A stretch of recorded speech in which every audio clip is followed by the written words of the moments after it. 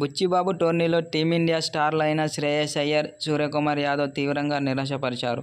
Tamil Nadu cricket అసోసియేషన్తో జరిగిన మ్యాచ్లో ముంబైకి ప్రాతినిధ్యం వహించిన ఈ ఇద్దరూ తక్కువ స్కోర్లకే పరిమితమయ్యారు.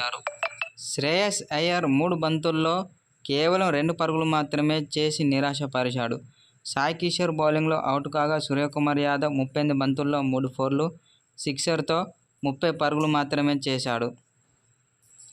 దీంతో ముంబై తొలి ఇన్నింగ్స్లో 8 వికెట్ల నష్టానికి 141 పరుగులు మాత్రమే చేసింది.